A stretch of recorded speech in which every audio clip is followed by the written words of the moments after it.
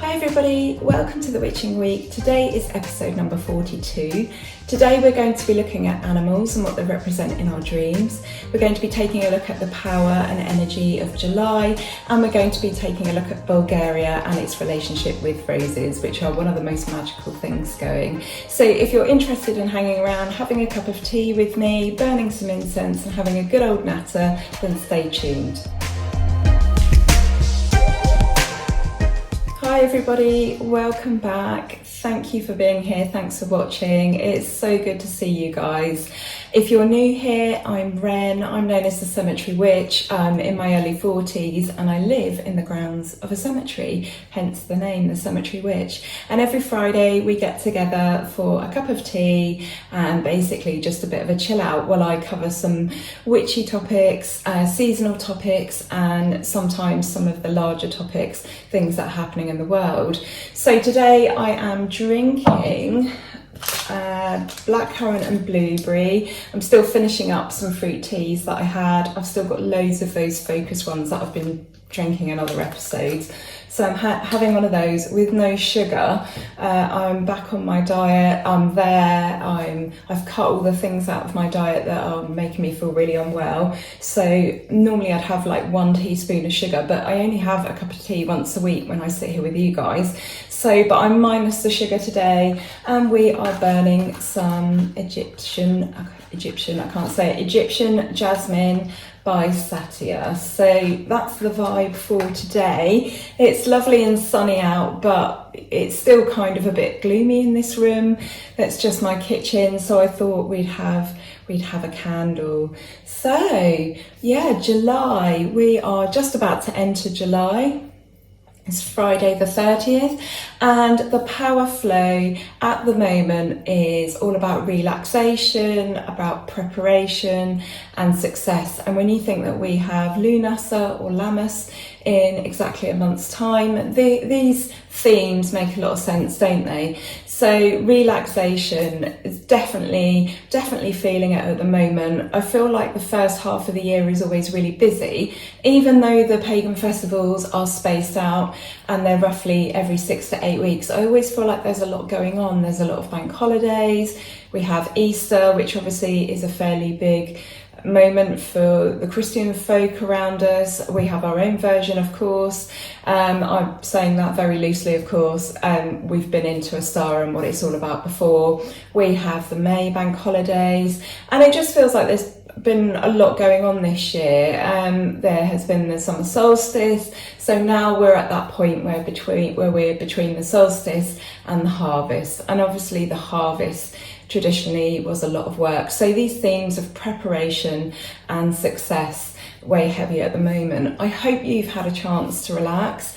Have you had a good week? Let me know. I'm definitely feeling it at the moment. I'm definitely feeling both. I need to relax a little bit more. I feel like we haven't been to as many events and we've not, done as many things. But I'm also feeling those vibes of preparation and success and striving towards something, working towards something. This is also a traditional time for dream work. I guess if you're relaxing and you're taking a bit of a step back, then you've got time for dream work, meditation, looking at spiritual objectives and going on spiritual quests. So that's very much the energy at the moment. Like I said in last week, there has been a strange energy though. It's been quite jarring. I feel like that has shifted now. What do you think? I feel like there's been a bit of chaotic energy recently. And again, that might just be because everything's busy, everything is into that energy of like building up to peak light, and now we're there, and now I feel like we'll ride along a little bit before we then have the decline. But what do you think? I feel like there's been some sort of tumultuous energy, some sort of stormy, or that feeling before a storm, but I feel like that's past now. So I've been doing a lot of vivid dreaming recently. I don't know about you guys, and I have had a lot of animals in my dreams. So the other night I was dreaming about a cat that was outside, and it was a perfectly normal cat other than the fact that it had a really big head. And I was dreaming about a really, really beautiful iguana. It was almost shimmering. in light, such was its beauty and the quality of it. And it got me thinking about animals and what they mean when they appear in our dreams. So they represent our deepest issues or problems, our desires, our beliefs, and those deep instincts that we have. And in some cultures, all animals represent fertility and vitality because of the ongoing cycle of living, reproducing, they're always moving and growing. And I suppose when I think about that, rabbits comes to mind specifically. And I've got a bit of news about rabbits. So I'm hoping that our rabbits here at the cemetery are coming back. One day I suddenly noticed that all the rabbits had disappeared, and we had hundreds of them. And I questioned the gardener, and he told me that as far as he was aware, nothing had been done to them. I thought for a moment the council had basically exterminated them, and he said to me that he would know if that had happened and he would tell me. So I'm thinking it's a virus. There have been viruses, one in particular, that have been wiping out rabbit populations in the UK, and that is called RVHD, so rabbit viral hemorrhagic disease. So not very nice at all, giving myxomatosis some, run for its money. And yeah, they've just completely gone. They've just been completely eradicated. And I know a lot of people are complaining about them. They dig down the side of graves. Obviously they have their warrens and they have their runs, and they get everywhere. But I was just really shocked when they all disappeared, and they're just so beautiful. When it's quiet here and it's sunny, the rabbits would come out in the daylight, in the day, and just graze on the grass. And then coming into the cemetery at night would always be fun, because your lights would scan across the grass and there would just be like literally hundreds of bunnies, and it was always a joy to see the baby bunnies. One thing I don't miss is the sound of rabbits being carried off by cats. Unfortunately, we've had several cats that have hunted rabbits here. They sit by the graves where the entrances are, because they nearly always tunnel under the graves, and they basically sit at the entrance. Rabbit comes out and gets swiped by a cat. And there has been a couple of times where I have heard a noise. The first time I didn't quite know what it was. I thought it was a hawk or something. It was making a lot of loud squealing, and I looked out the window and I saw that a cat had a rabbit, and I went out there quietly, tried to sneak up and see if I could get the rabbit, but the cat was obviously just too quick for me. So I haven't missed that. That is a really, really traumatic thing to witness and to hear, because the squealing is just awful. But I've really missed the rabbits. It's believed that the Romans introduced rabbits to Britain. Some people say it was the Normans. But we took them to Australia and then to New Zealand. So we took them to Australia in 1859, and then they reached New Zealand via us in the 1860s. So rabbits, if we think about what they actually represent, fertility, life, new beginnings, transformation, springtime, creativity, did I say luck? And their messages are it's obvious when you think about the messages of what animals bring to us. Think about their behaviour. So with rabbits, it's all about sitting still, knowing when to be still, knowing when to listen and to be quiet. They give us the message to spend time in nature, to hop to it when something needs doing, and just to let our ideas and our dreams multiply. So they're a very, very positive symbol. A very, very positive symbol. And the news that I have about these rabbits is the gardener has seen some rabbit droppings. I hope he doesn't watch these videos. He's more than a gardener. He's not a sexton because he's not a religious figure. However, he does more than just gardening. He does arrange the funerals and all the admin for running the site. So if you do happen to be watching, Dave, I'm sorry, I'm referring to you as a gardener. You've probably got a better title than that. But anyway, he's pretty sure that he's seen some rabbit droppings. And knowing how quickly rabbits multiply, I'm hoping that give it maybe 6 months. I'm hoping that we are definitely going to have some more signs, some more evidence of some rabbits. So fingers crossed that our rabbit population is coming back here. So just going back to the energy of July, I just want to, because obviously I've moved on from animals in dreams and that got me thinking about rabbits. I just want to say that I am finding my enthusiasm again. I don't know if it's getting some vitamin D via the sunshine and not a bottle, or what it is, or whether it's the fact that I've changed my diet, I've taken out carbs, sugar, it's all sugars, and that has made me feel a lot better. I'm a lot less heavy, I'm not as sluggish.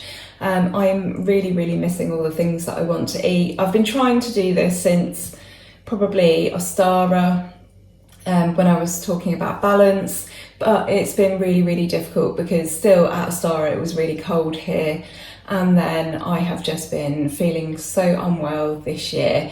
At some point we're going to have a talk about that.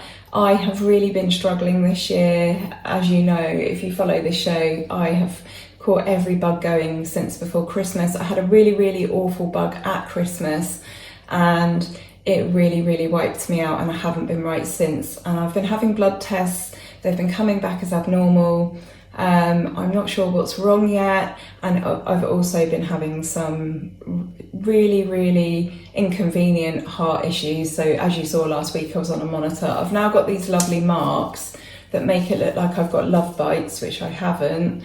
But back to the energy of July, I have found my enthusiasm again. I found my focus again. And so, yeah, I just want to say thank you for bearing with me. It's always going to be a little bit up and down, I think, the nature of my issues, but I will do my absolute best to always be here, and I promise I will always take a break when I need one as well. I didn't think I was going to make it today, I must admit. I've struggled this week, although I am feeling a lot better overall, but I don't like to let you guys down. So yeah, I made it. I was also a bit stuck for ideas this week. I don't know why. I often have this when I'm feeling like really stuck. If there hasn't been anything obviously pagan and witchy on, I find that when I actually start sitting down and planning some of the topics that we are going to talk about, I do find that it actually suddenly will flow and I'll come up with lots of ideas. So it just shows you how tapping into creativity, sometimes you have to give it a little nudge, sometimes you have to give it a little bit of a push. So the events of the last week, I thought we should talk about those. I'm referring to the Ocean Gate submersible, and what a very sad situation. And personally, I do think it was sad. Now, before everyone shouts at me, what about the 400 migrants that died, or immigrants that died on the ship, with 100 of those being children? I'm really sad about that as well. And the point I want to make here is that I think we need to have more compassion. All lives are valuable.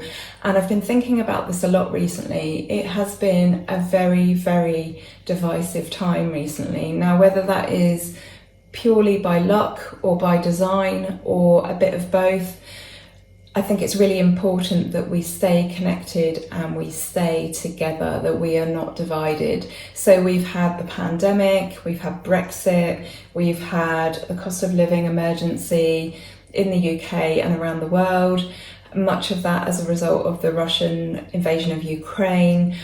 I suspect that some of it has been planned. I suspect that some of the cost of living crisis is as a result of the pandemic and that being handled poorly. I have questions over the pandemic as well. Don't get me wrong, I've had it. I've had COVID. But my point is here is that it's become very divisive. Everybody's got an opinion and everybody isn't afraid to share it. And I have seen so much fighting online where people are just so stubborn when it comes to their views and they're not willing to listen.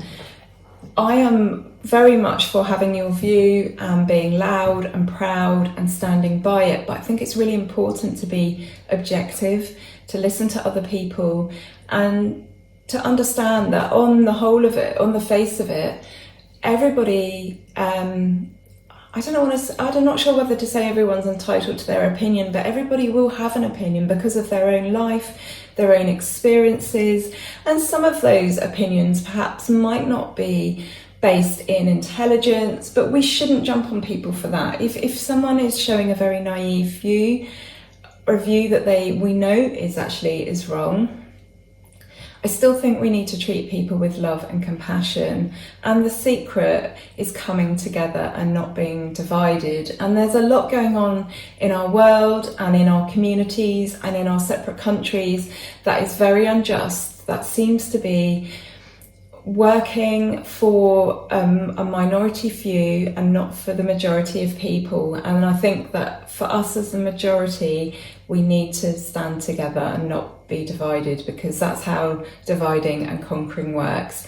So love is the answer. So I would like to call this episode the Love and Compassion episode, to be honest. I want to say thank you, because you guys have been showing love and compassion to each other in the comments, in particular under that toxic positivity video. I saw somebody had expressed something that had happened to them, and immediately someone replied to them and said, I'm really sorry about that. And I thought that was so beautiful. The comment section is not just for you to leave me comments and me to reply to them.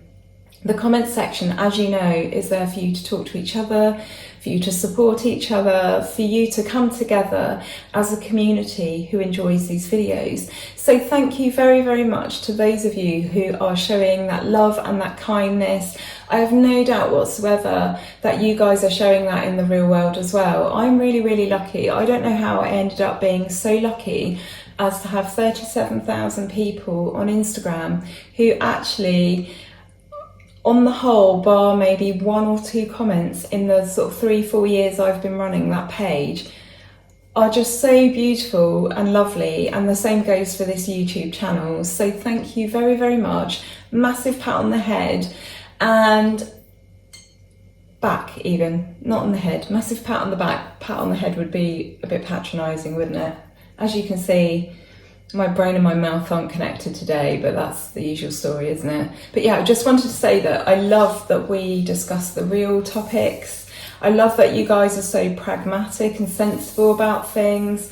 I also love that you guys really, really understand me and where I'm coming from, and that perhaps if I word something not quite right, you guys will understand that, well, no, maybe she didn't quite mean it that way. I think you guys have got the measure of me by now, and I'm just so lucky to have this forum to be able to just ramble on. So yeah, thank you so much for that. I really, really appreciate it. And I just think, going back to the OceanGate submersible tragedy, I just think that love and compassion are the winners here. And I think it's so easy, isn't it, to get behind a keyboard. A lot of people seem to have that attitude that they can just ping off a message or a comment, and they're not really thinking about the fact that there's a human being at the other end of that. And I think that whatever our opinions, we should always remember that they're shaped by our experiences, by our upbringings, by the places we've worked, the people we hang out with. And just because it is our opinion doesn't necessarily mean that it's factually right, it's morally right. And I do think we need to question ourselves more often and reflect. And sometimes I find it's a really good idea, if I'm going to write something and I'm a little bit unsure, then I will take a step back and not do it, and perhaps leave it until the next day. And more often than not, I get to the next day and think, no, I'm not going to write that. It didn't feel right yesterday. It doesn't feel right today. So, but my message here is kindness and compassion are the winners here. So I thought I would just thank you as well for all the little updates you give me. So somebody has told me, hi Ellen, that you have bought the Real Witches Handbook. And I mentioned this book in my video, 7 Wonderful Witchcraft Books, my favourite books. And yes, this might have been a surprise. It's a lovely, lovely book. It's a beautiful book, but it is a real beginner's book. This is the sort of book where if you've got a 13-year-old girl and you find witchcraft books in her bedroom, this is the kind of book that you want her to have. It's gentle, it's really easy to read, it's simple, it is really basic and foundational. but it has real value. It's absolutely perfect if you are setting out on your witchcraft path, and importantly, it's about getting back to basics. And I wanted to talk about getting back to basics in terms of a witchcraft path, or any path, or even any subject that you are studying or learning or you are proficient in. It doesn't matter at what stage of your craft you are in. I think it is so important to get back to basics. And the value that this has is it will sharpen your focus. So this is a really fantastic book because it looks at moon worship, the 8 Sabbats, becoming a witch, magic, the elements. It basically lays out the basics of witchcraft and the things that fall in under that banner. So if you are new to witchcraft and you're wondering about a book, go with the Real Witch's Handbook. It's not going to give you complicated, heavy rituals where you have to learn a load of Latin, and it's all really atmospheric and worthy of a film. This gives you the basics on your path, on your craft, so that you can build upon that. It talks about freedom of spiritual choice. It talks about personal responsibility. There are some really, really good messages in this book. So if you want to know what my favourite books are, I've done the first part and I've geared those towards being a beginner, and I've kind of almost done them in a chronological order. So I've put this one at the very, very beginner. So check that out. 7 Wonderful Witchcraft Books, my faves, part 1. I'm going to do a part 2 of the rest of my favourite books, and they aren't going to be in any kind of order. They're just going to be all the other ones sort of put into a pile. But I realised when I was making that video and I was prepping for that video that many of those books were brilliant for beginners, for people that were new on their path, or people that wanted to get back to basics and refocus.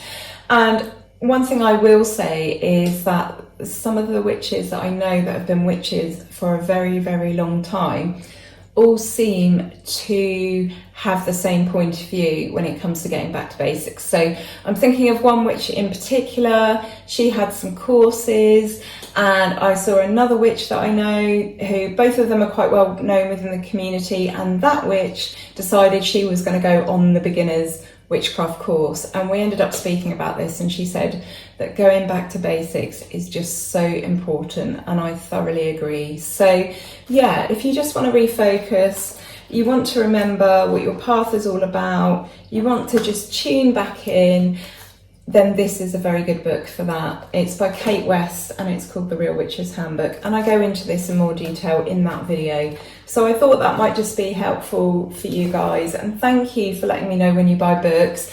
It's a difficult one, isn't it? Because I'm going to express the books that I like, and you guys might buy them and not enjoy them at all. But I think it's fair to say that if you enjoy this channel and you enjoy my Instagram page and the things that I'm into, then there's probably a good chance that you're going to enjoy similar things. Obviously, witchcraft is so varied, isn't it? It's just such a big topic. So today I thought I would also talk about roses. So Bulgaria is well known for its roses. There is something called the Valley of the Roses. So forget the Valley of the Kings in Egypt, we have the Valley of the Roses in Bulgaria. So they are around a city called Kazanlak. I don't know if I've pronounced that right. I'm really sorry if you're Bulgarian or live in Bulgaria and I've just murdered that. And Kazanlak has an annual national, see again, brain, mouth, not connected. They have a national rose festival every year, and this year it's 120 years since that festival has been going. Now they've been growing roses in Bulgaria pretty much since the year dot.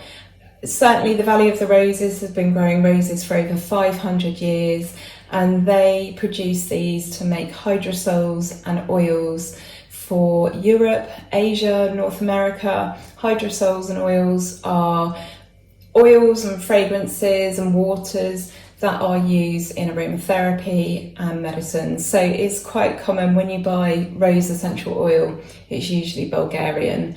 And originally it's been suggested that Alexander the Great brought roses to Bulgaria, but we know that roses were actually grown in Bulgaria long since before then, and pagan settlements in Bulgaria started before, we know this from archaeological evidence, before 4000 BCE.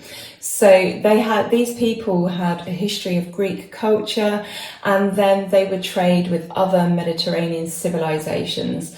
They grew roses as well. So there was a lot of trading going on. So Bulgaria is well known for its roses, and you can read more about this over on thewildhunt.org. And I thought we'd just talk about the magic of roses briefly before we do some cards. What do you associate roses with? When I think of roses, I think of love, I think of beauty, I think of glamour, I think of happiness. I think of family, I think of relationships, I think of the heart, matters of the heart, I think of blessings and fertility, and all those things are sort of interlinked for me. I find that when I associate that with one particular plant, if I associate those things with another particular plant, so love, family, relationships, happiness, I find that all those other magical correspondences tend to be there as well. The luck, the happiness, the blessings. I find that they tend to be clustered, those sorts of magical correspondences. Of course, yours might look different. As we've said before, magical correspondences are yours to create. Now, obviously, there are certain tracks, grooves, roads, whatever you want to call them, where lots of magical practitioners have been using things a certain way for hundreds of years, and those magical grooves, tracks, roads are easy to fall into and use within magic. So love being associated with roses. Roses have been associated with love for thousands of years, probably, certainly hundreds, over many cultures. So that is an example. However, if you don't associate roses with love, or you associate them with love in as much as heartbreak, then that is your magical correspondence. It's about the connections that we form magically with our tools, our plants and herbs, obviously they're tools as well, our relationship with deity, absolutely anything magical that has correspondences is all about your relationship with it and to it. Of course, roses are also associated with protection. Obviously, they're spiky, they've got thorns. Maybe you only look at roses as being associated with protection, or maybe it's both. Maybe it is love, luck, happiness, blessings, fertility, family, all those good things, but you can also use them for protection against negative situations and people. So everybody's magical correspondences really should look different. So when I'm sharing those, when I share magical correspondences with you on whatever platform, if you don't agree with them, not only is that absolutely fine, but that's absolutely brilliant, because that shows that you have formed your own connections to the things around you and your magical tools. So yeah, I thought that was really lovely that they've got their 120th anniversary. I would love to go to Bulgaria. I have actually got a friend in Bulgaria, and not that far, I think, from this sort of area we're talking about. It's sort of Sofia way, which is where the airport, or one of the airports is. I don't know how many Bulgaria has, but yeah, so I would like to try and get to the Rose Festival sometime. I think that would be interesting. It's got such pagan history and roots, and I would say is quite a bold pagan symbol, actually. And I do believe that the church sort of denounced roses at some point. I think they very much saw roses as a pagan symbol. So now that I have whittled on for 30 minutes, I think it's probably time that we do some cards. It's lovely to hear that I've tuned into some of you with the messages that I'm giving, and that these are the messages that you're receiving with your own card readings for yourself. That's really, really interesting. I kind of liken that to when they say that a group of women together, their menstrual cycles will all sort of link. I don't know if that is true. I'd be interested to hear if any of you know. But I love the idea of us as a little community all sort of like merging together. Let me know in the comments what you have been up to this week. What's the news where you are? Are you well? Have you done anything interesting? Have you got any interesting trips planned for the summer? We've had the hottest June on record so far since the 1940s, which is obviously not a good thing. It's reflective of climate change, but I have to say it feels like we've had a really good summer already. I've just really enjoyed it this year. Okay, I haven't necessarily been well enough to properly get out there and seize the world, but that's just my life, isn't it? So, but yeah, I'm feeling very merry, I must say, very happy, very settled, and enjoying riding the waves of whatever energy has been thrown at us in any particular week. So let's have a little look at the energy for the coming week.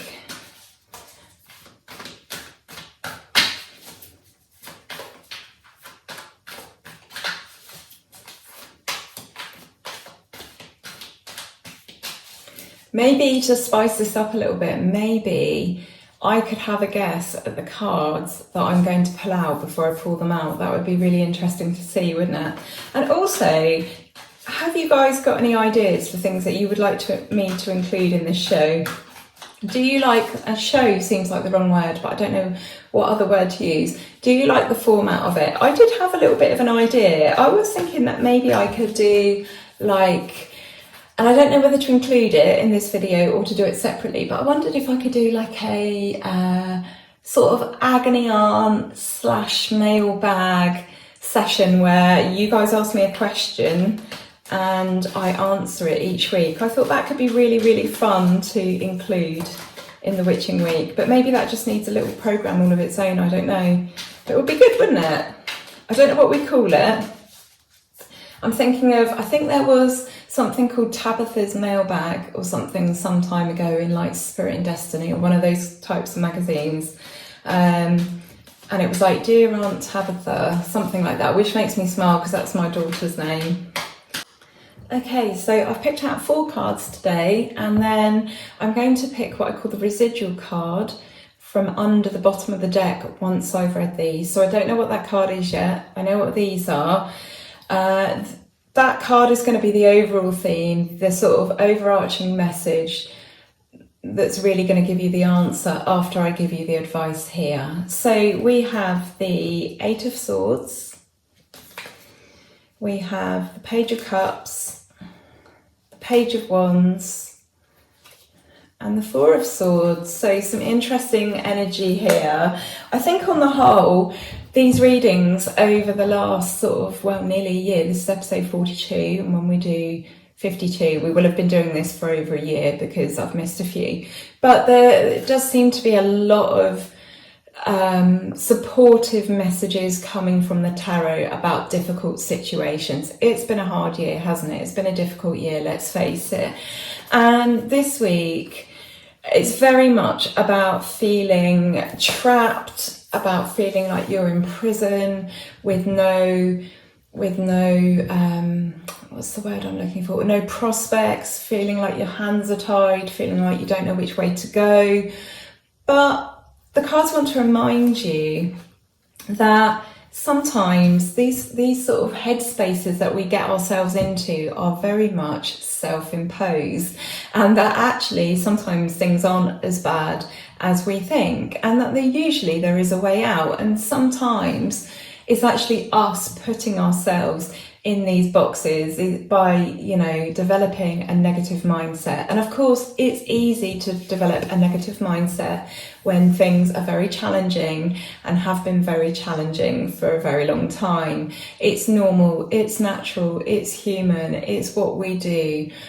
But it's really important to try and take a step back from ourselves sometimes to attempt to find some objectivity. So just take a break from ourselves, and have a look at the situation and actually try to see for what it is.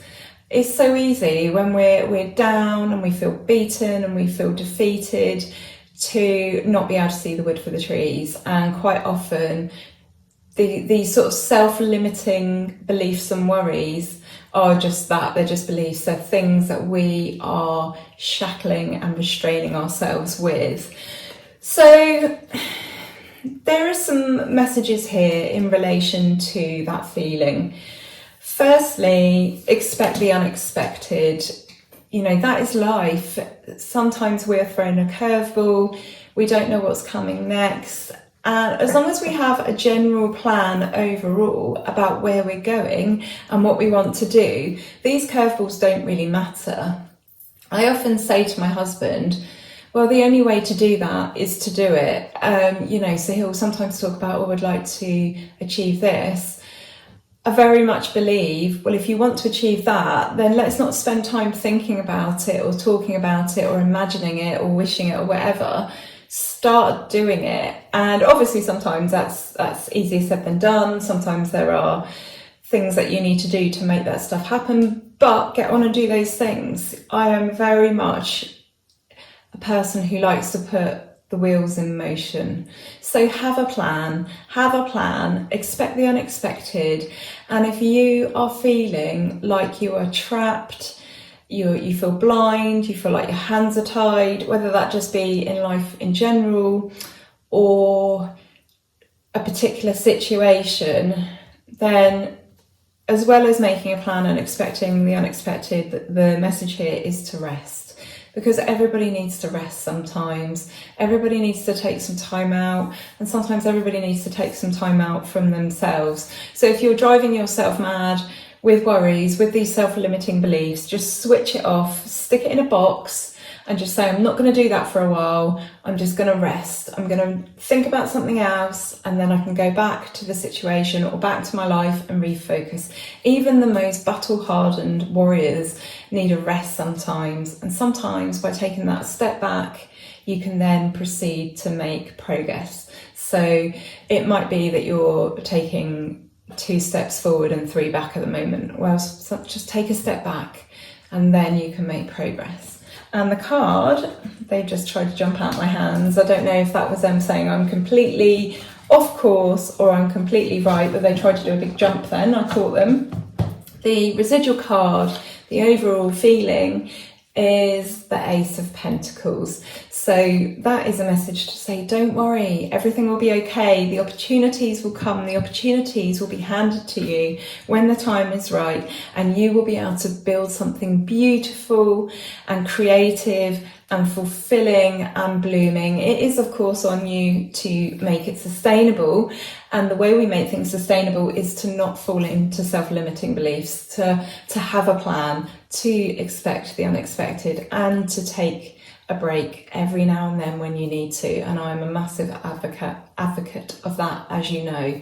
So don't worry, everything will be fine. So that is the energy for this week. If you have been feeling that way, those are just some insights and some things that you could consider.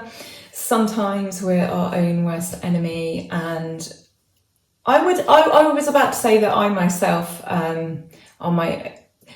I'm really guilty of that, but actually I'm not so much anymore. I used to be up until I was probably about 30, but yeah, I don't drive myself mad quite so much anymore worrying about things. But anyway, I hope you enjoyed that. Thank you so much for being here. I'm sending you so much love as always. I'm wishing you a fantastic week. I really want you to look after yourselves and each other. Stay safe. And I'll be back next week for more Witching Week. Okay, take care for now. Lots of love. Bye.